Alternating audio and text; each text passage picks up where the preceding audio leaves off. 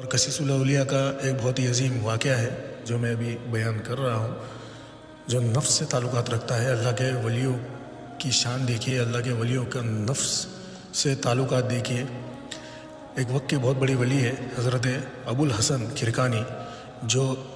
اتنے بڑے ولی ہے کہ جب پیڑوں سے لکڑیاں توڑتے تھے تو شیر کی پیٹھ کے اوپر ان لکڑیوں کو رکھ کے اپنے گھر تک شیر کو ہانکتے آتے تھے۔ تو حضرت ابو الحسن کھرکانی کو بیگن کھانا بہت ہی پسند تھا، اور ایک وقت ایسا تھا کہ حضرت نے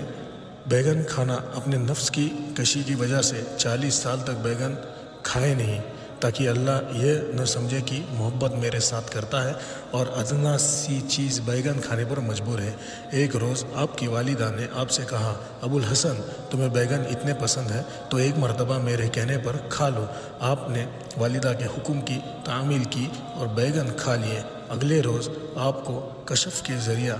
معلوم ہوا کہ جنگل میں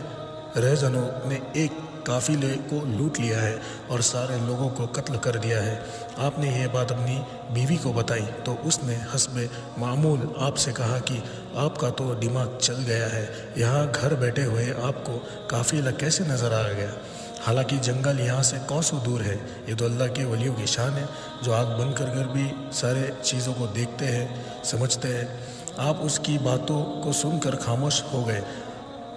اگلی رات حضرت عبادت میں مشغول تھے کہ آپ کی بیوی کو کسی نے آ کر بتایا کہ کسی نے آپ کے بیٹے کو قتل کر دیا ہے اور اس کا سر دروازے پر لٹک رہا ہے۔ آپ کی بیوی نے رونا پیٹنا شروع کر دیا اور بیان کرنے لگی، دیکھو اس ولی کو جس کو جنگل کے قافلہ نظر آیا ہے، لوٹا ہوا نظر آ گیا ہے اور اپنا بیٹا قتل ہوتا ہوا نظر آیا ہے، پھر بھی اس جھوٹے ولی نہ جانے ان کو لوگ کیسے پیر اور مرشد کہتے ہیں اور کیسے مانتے ہیں۔ تو حضرت کی جو بیوی ہے ان کا عقیدہ ان پر نہیں تھا کہ اللہ کے ولی ہے کر کے، ان کا عقیدہ نہیں تھا، مگر جو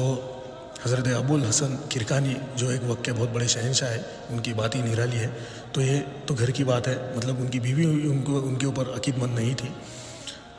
تو جیسے قتل ہوا تو اس بیوی نے حضرت ابو الحسن سے کہا کہ بیٹے کا خون لت پت دیکھ رہے ہو، بڑا رنج پہنچا، یعنی حضرت کو بھی بہت بڑا رنج پہنچا، اور فوراً اپنی والدہ کی خدمت میں حاضر ہوئے اور عرض کی کہ اے والدہ محترمہ، آپ کے حکم پر اپنی خواہش کے خلاف میں نے بیگن کھا کر خدا کی محبت میں گستاخی کر لی ہے، جس کی مجھے وہ سزا ملی کہ میرے بیٹے کو قتل کر دیا گیا ہے، مجھے پتہ تک نہ چلا۔ آپ کی والدہ بھی بڑی رنجیدہ ہوئی اور اللہ کے سامنے رونے لگی، یا اللہ غلطی میری تھی، یعنی میں نے میرے بیٹے حضرت ابو الحسن کھرکانی کو کہا کہ بیگن کھا لو، یعنی اپنی نفس جو تھی، نفس کے خاطر جو انہوں نے بیگن کھانا بند کر دیا تھا، تو اپنی ماں کے کہنے پر انہوں نے ایک بیگن کھا لیا تو ان کے بیٹے کو قتل کر دیا گیا تھا۔ تو ماں اللہ سے گڑ گڑا کر رو کر دعا مانگتی ہے، بھیک مانگتی ہے کہ میرے پوتے کو میری غلطی کی سزا مجھے دے دیجیے، میرے پوتے کو کیوں ملی ہے؟ اب تو مجھے معاف کر دے اور میرے ابو الحسن کو جو کشفی قوت تو نے عطا کر رکھی تھی وہ واپس دے دے۔ ابو الحسن کھرکانی نے بھی گڑ گڑا کر خدا سے معافی مانگی، اللہ تعالیٰ نے آپ کو پھر وہی التفات عطا کر دی گئی۔ یعنی اس واقعے سے یہ پتہ چلتا ہے کہ حضرت ابو الحسن کھرکانی ایک وقت کے بہت بڑی ولی ہے، اور انہوں نے اپنی نفس کے خاطر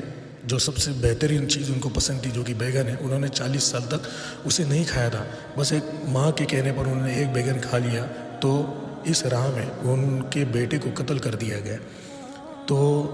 نفس اور اولیاء کا درجہ، جو اولیاء کو بلندیاں ملتی ہے وہ اپنے نفس پر ملتی ہے، جتنی اپنی نفس زیر ہوگی اتنی